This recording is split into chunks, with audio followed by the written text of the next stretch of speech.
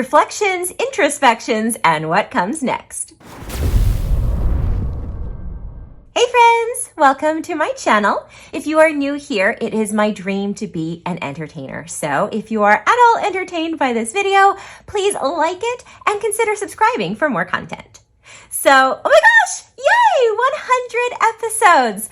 I am just tickled pink that I've been able to create something on this channel 100 times.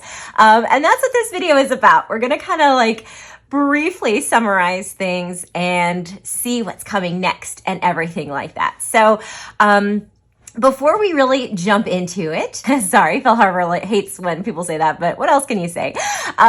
Make sure that you put all your troubles aside. Just kind of, roll your shoulders and your neck and anywhere that you're holding tension, just go ahead and let that go. I love to do a nice grounding breath ending on a sigh. Oops, I shook the table, my apologies. And just kind of center yourself. Let's refocus. And let's begin. All right. So if you're already here, you probably saw other things too, because I don't know what I'm going to title this, but it's probably not going to be appealing to new people. But my name's Carrie Fable. I am a voiceover artist, and it's my dream to make it big, and I haven't. So there you go. I've always wanted to be an entertainer, and I go by Psypris online because back in the day, that's what you did, and I just stuck with it. I like it. So cosplay and crafting has always been a part of my life, and I'm sure I've either said that before or I will probably make another video all about cosplay again. So this video isn't going to really focus on that. But in terms of YouTube, my YouTube experience started in 2008. Yes, because Facebook was new then as well. It kind of came around like 2004, 5-ish. I remember being a freshman in college, sitting in like one of my first classes ever, and someone was inviting me to Facebook. And around that time is when I realized YouTube was around. So I wasn't like brand new, like where you saw that like the original episode, a video of them going to the zoo. And I think originally YouTube was going to be a weird like hookup, like dating app type of a thing. But it completely changed or whatever. So I didn't really get into it at that point. I started getting into it. I actually don't know like what my first, probably a random cat video, right? But I do recall watching CMVs and AMVs, so cosplay music videos and anime music videos. And so it's literally what it sounds like. I actually have one single video on my channel. It's Timon's Redemption. That is an AMV. And back in the day, because now with all like copyrights with sounds and stuff like that, people don't do it as much. They are still around. They still do it and everything. But I don't know about like posting it online and stuff. Like maybe I've fallen out of it. So maybe it is still a big thing. But back in the day, it was huge. And I followed some cosplay groups on YouTube. I actually still follow them. They no longer post videos on YouTube, but I'm following them on like Instagram and stuff. I'm actually Facebook friends with one who I've had a crush on her for forever. And so, it's kind of cool to like have connected after a while, But so I started our journey on YouTube, I believe it was 2008. And I'm going to guess around September, because that is when we went to Anime Week in Atlanta. And I recorded our friends and we posted what we did, at the event. And that kind of is how it happened. So we made skits and we recorded our time at the conventions. And that's really what Echo Cosplay, our first YouTube channel, was. I believe I posted I edited every single video on there. There are a handful, like literally between 1 to 4 that I think maybe someone else helped me on. I edited everything for that And we would record like 3 hours worth of stuff, and I'd cut it down to like a 30-minute video. And that's really where I learned like the director's eye. During that time, I was in college going for performing arts. And so I just kind of circled around that. I really thought I was going to go for costume design until I realized I just love the fantasy costumes. I don't want to do like theater and like study what they dressed in like 20s and some of that. Like, I'm not interested in fashion. It's literally the costumes that I like. So I put cosplay and my love of costume making in the hobby section of my life. And that was the best decision I ever made because I still enjoy the hobby. I love it, absolutely, even if I don't actively do it a lot anymore. And that is pertinent to what I'm going to say later on in this video. So just keep that little nugget in your noggin as we continue. So I recorded us for a couple of years. I graduated college.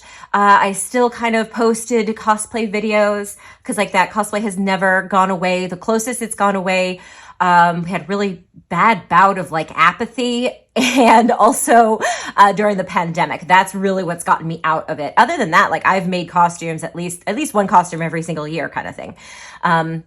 But so I posted, but a lot of my, we moved away from each other. Life just kind of got in the way. And so we didn't really meet up at the same time.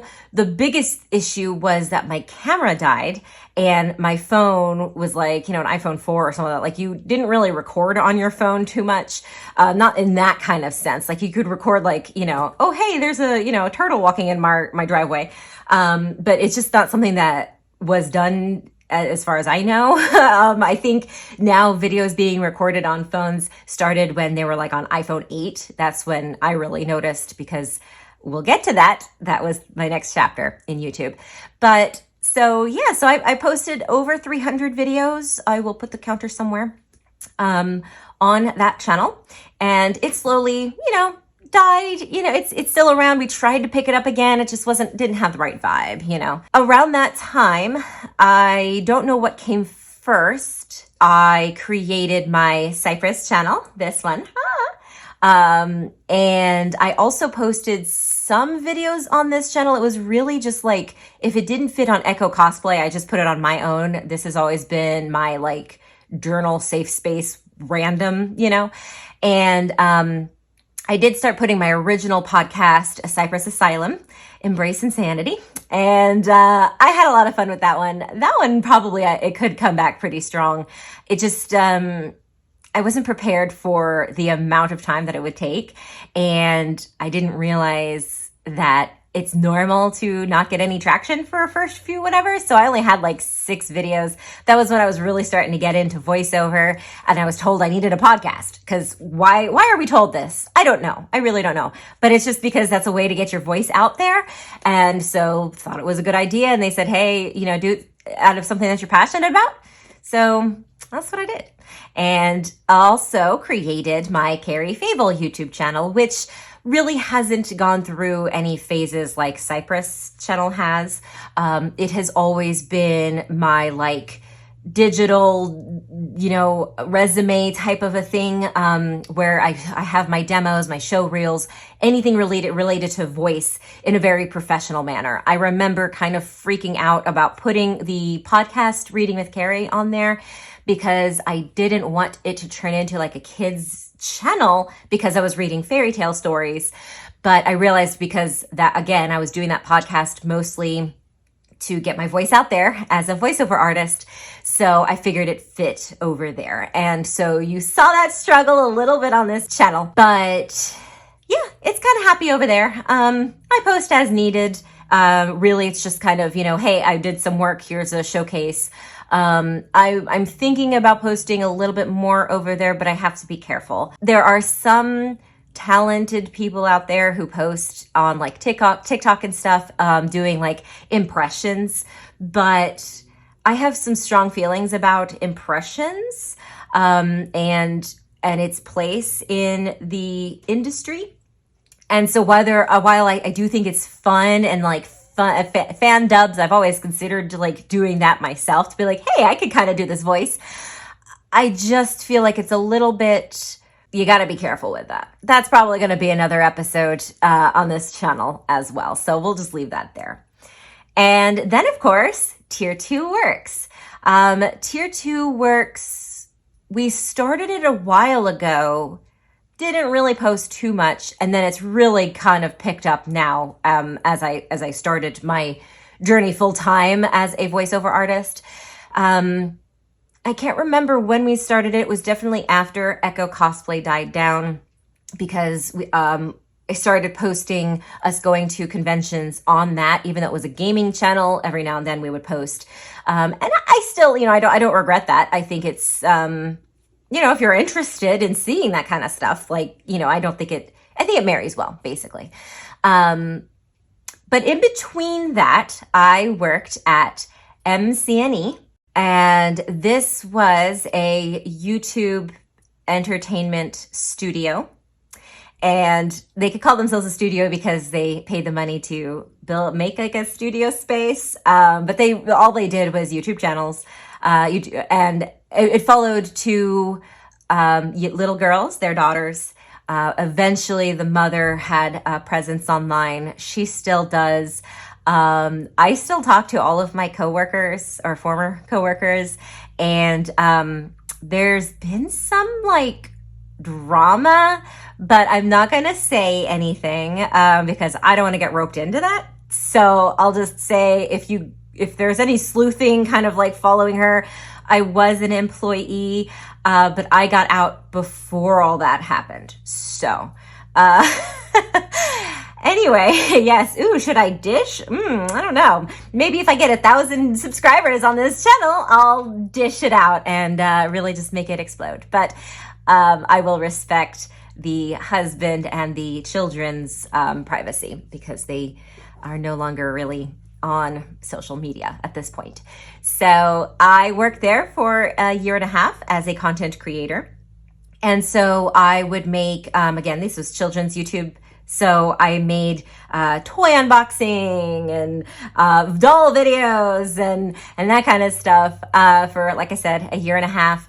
I didn't do too much editing. I did pick up editing there, but I was hired as the creator of the content, not the editor.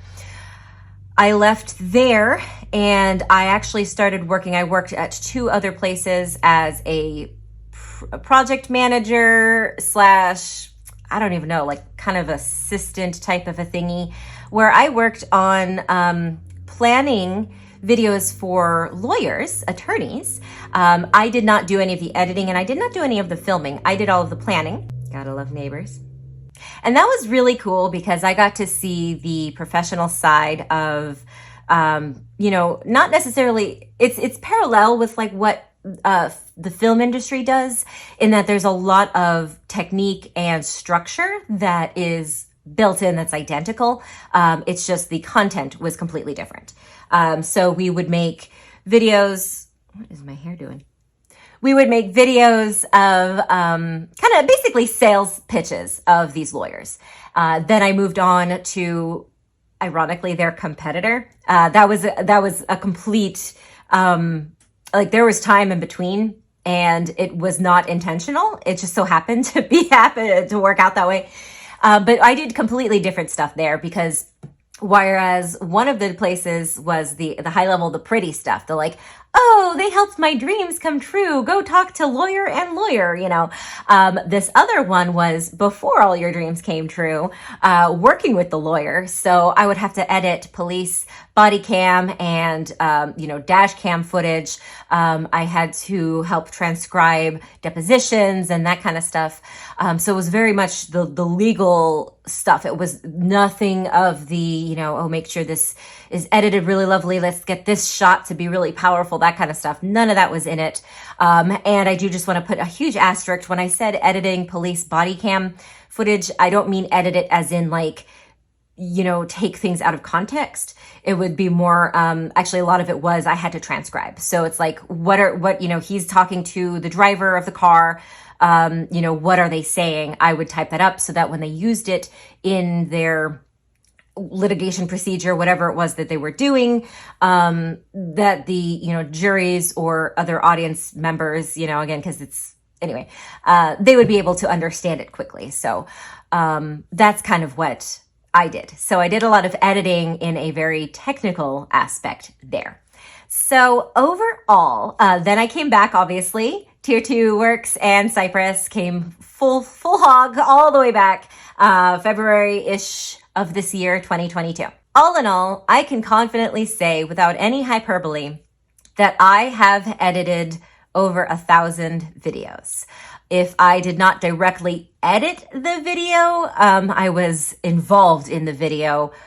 I would say at least 800 of those I actually edited, though, because even between Echo Cosplay, Tier 2 Works, Psypris, I already have, that's already 800 right there, actually. Something. Let me put the count here.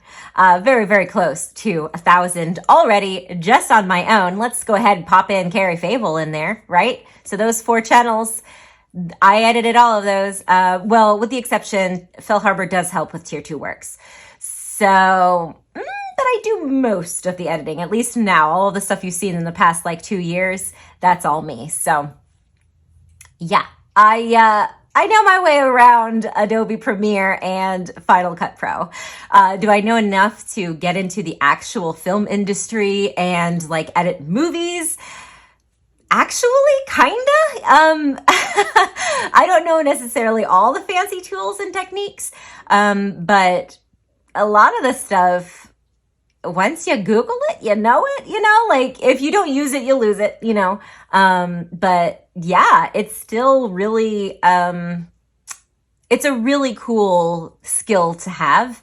I definitely do want to grow with it, and learn more and do more stuff with it. I haven't had the time to play as much as I wanted to, which brings me back around. I could make a video about all of the tips and tricks and what you should do to make it on YouTube. Not that I know how to make it on YouTube, but I know the technique that is behind the scenes, having worked with, a company that was very, very successful and being on the platform for as long as I have been. I understand the algorithm and the hashtags, and things keep changing around, and there are some things that I'm not willing to do on this channel that I know would probably work to get views. Back at the, clickbaity, all that kind of stuff. But what I have learned is that it is a marathon. Even if you get a viral video, most of the time that will actually end up hurting you. Because if you have 20 views here, 20 views there, and then you suddenly get 1 million views, that messes with your back analytics, and it also messes with your head mentally, because now you're like, oh, well, that worked, and you're constantly trying to get that back. Have people succeeded and found actual success going viral and then growing from that? Absolutely. Does it always happen? No. It's very much like a person winning the lottery. A lot of times you hear, about a poverty-stricken family wins the lottery and they're bankrupt within 2 years. Or even some really popular sports people, athletes, that's what they're called. They'll go bankrupt very, very shortly after their success. They'll hit 40 and be bankrupt. It's because they didn't know how to manage their money or that success. And that is very much applies, even though that is money versus views and audience retention, that idea is still there. You just were given a big lump sum, but you weren't taught how to, use it properly. And so if that happens with your views and you blow up that way, you didn't learn and you didn't find your own stride. It is very much all about passion. If you don't know what your channel should be about, you're not ready to make a channel. And I say that from a honest perspective here, having done it myself on this very channel. I follow some subreddits for NewTubers, and they're always talking about that. And of course, you will always have a little bit of the what if, the confidence issues of, did I choose the right thing? Should I go this way, or should I branch out and do this thing? Am I too niche? Am I not niche enough? And certainly, that has a lot more finesse to it. But at the end of the day, are you going to be making, cooking videos? Are you doing travel videos? Are you gaming? For example, with the tier 2 works, we're gaming. And I realized that us posting our life events on there is distracting to those who want to watch gaming videos. So those things now kind of move over to the Psypris channel, because this is like, a vlogging type of a channel.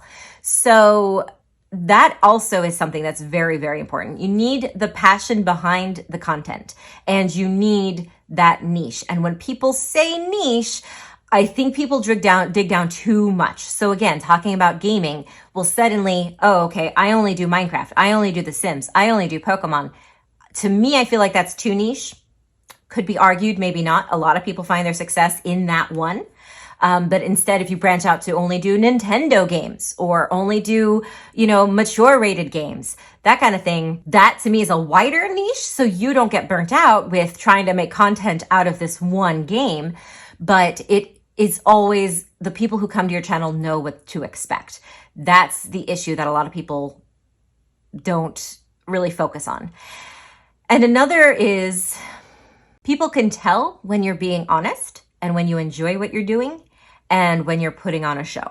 And granted, as someone who wants to be an entertainer, you do put on a persona. You do get more energized because you're in front of a camera and you don't want to be dull and just no personality there, right? This is who I am. This is just an excitable version of me. If you talk to me on the couch, I actually do talk like this a lot, but I also can just be a blob. If I'm not saying anything, I'm quiet.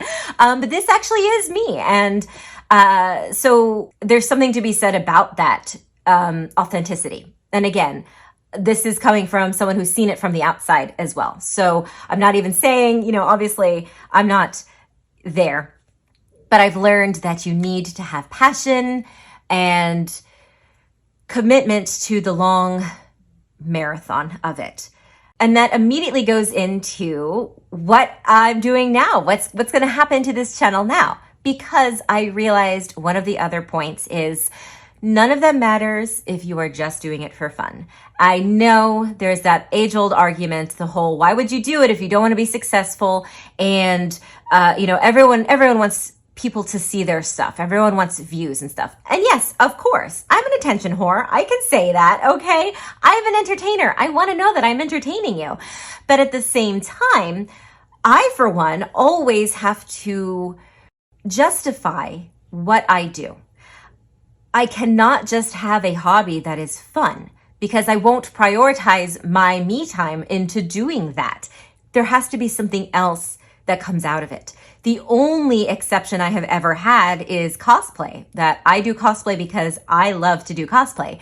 And even then I will volunteer, or I will have people say, hey, can you sew me a costume?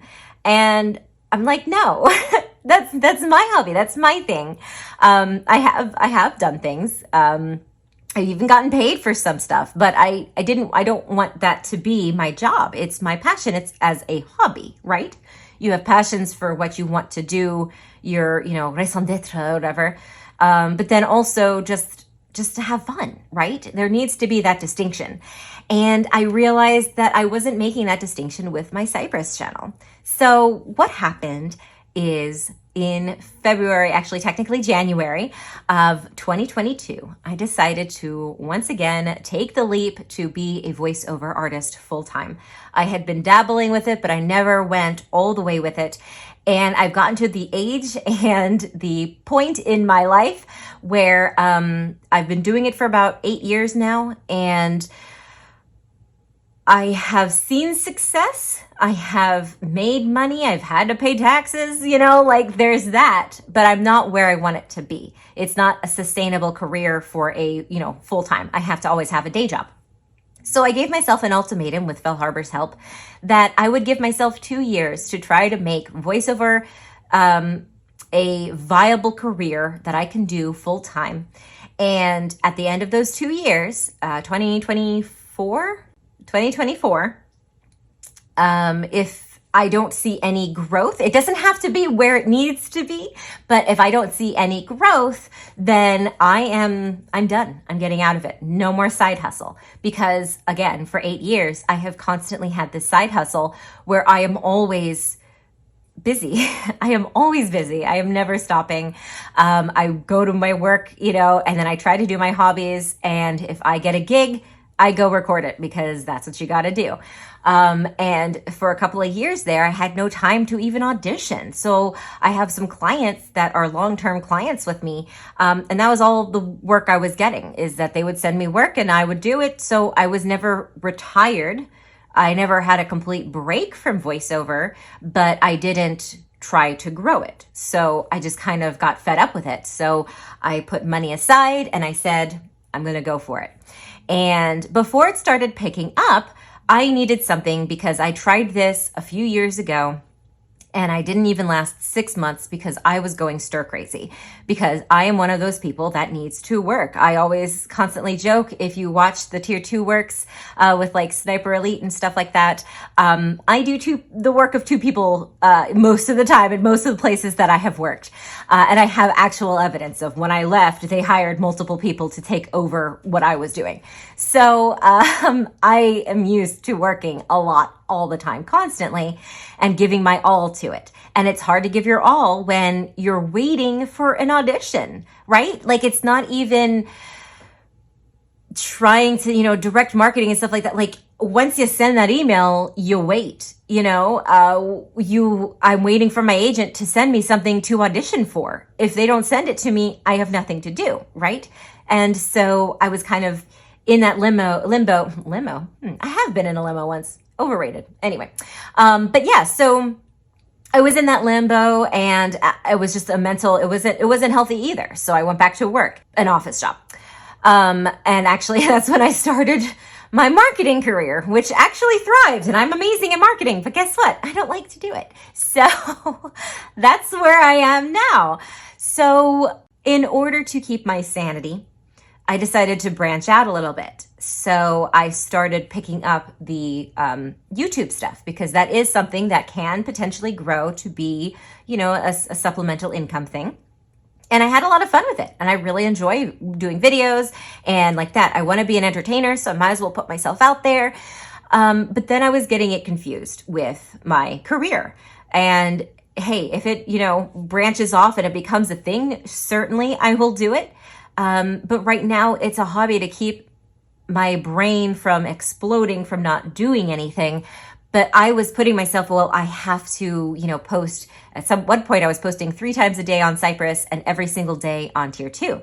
So that's a lot to put in. And even though I was able to manage what I was doing, as I started getting more voiceover work, I started running out of time. And I started freaking out. And then I finally took a step back and said, well, one of this is what you were going for, and the other was just to keep you sane. And now that is actually making me insane. So this channel is still going to be here. I still love entertaining. I still love making crafts and telling stories. And I still want to do it. But I need to take the responsibility off of my shoulders. This is my hobby, and at this moment, I'm not trying to grow it. I was trying to grow it back in March, April. I said, hey, well, maybe if I can't be a voiceover artist, I could be a YouTuber.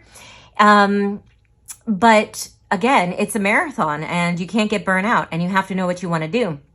And it is an expense to keep buying crafts to make videos. So I just kind of need to refocus on what I'm doing. I think this channel is going to be more a little bit story time or like essay based, so that I'm not really doing a craft. I do want to do some live stream crafting, which I think would be really cool, to kind of set up like a night where we just like, I put that on there and like we can kind of sew together or whatever. I think that'd be really, really cool. I'm just not there yet. So I have aspirations for this channel, but I just need to take a slight step back and say, I'm going to try to post maybe once a week, but I can't guarantee it, Definitely, I will post once a month because I want people to know that I am still here. And it is because I do want it to be my hobby. I do want to kind of be able to say, yes, like I do this, like, hey, Tuesday nights, I record my video. Like, like I want that, but I'm just not there yet. And I need a little bit more structure in my day-to-day life. Because good news, like, my voiceover career is a little bit not taken off, but it's showing progress. I have work daily, and I actually just spoke with my coach, and so I'm doing it. I'm facing my fears, and especially the fear of failure. At this point, I have more regret of not trying, so I might as well try and fail. And if I try and fail, well, then fine, I failed. That's my answer. But right now, I don't have an answer. You know what I mean? So that's where I am right now. I'm really focusing on that. I'm taking some improv classes. They haven't started yet, but I'll be taking improv classes. I'm doing more voiceover coaching, getting more demos so that I can submit to more agents and really kind of revamp that way. So things are moving, and that just means that I need to take a slight step back from this channel. So last time when I posted and I said, hey, I'll be back in August, whirlwind of a time happened where I did not have any time to record any video. This was not really the intended 100th video, but I felt like this actually had more meaning than the one that I have planned, which I'm still going to do. It's just a story time about the 3 times I was almost killed, which I thought would be really fun to share with you guys. But that'll come later. Don't worry, I won't forget. And yeah, so I hope you will still stay with me. I still do want to be an entertainer. I still love costuming and crafting and cosplay, but I also have a journey of voiceover. So I feel like I can give that kind of feedback. So again, it's kind of like, what is this channel? So I think I'm going to do a little bit more story time. Like I said, not so much craft videos, just because it does take a little bit more back end planning that I don't have time for at this moment. Maybe at some point I will be able to, but I'm just kind of playing around with it. And right now I'm just kind of trying to find my flow. That as long as I'm having fun, that's good enough for me. I want this to be my hobby because I thoroughly, genuinely, Genoa salami, thoroughly and genuinely enjoy it. And I hope it shows through. But when I fight that, that depression, that anxiety, all that stuff, it's just a lot to battle to then have that energy that you need in videos. So that's why I just wanted to kind of put this out there if you care. Kind of why you shouldn't unsubscribe. I'm still going to be around. I'm not giving up YouTube. I'm just probably not going to be posting as much as I had been, definitely. And it's going to be slightly different content for the time being, just to kind of get my groove back appropriately. So please do comment down below if you want to see me do anything. I always wanted to try, like, each video is something different, like try a true crime thing. I'm going to try to be a cooking thing, just to like literally see like behind the scenes how to do it. Kind of like a Danny Gonzalez, Drew Gooden type of like a summary essay type of thing. But I definitely don't have time to dedicate the way that they do. So that will definitely be something in the more future. But do let me know down below if there's any stories or any questions that you want me to talk about. And remember that you are loved, you are worthy, and whatever you are struggling with today will pass. Until next time, stay crazy.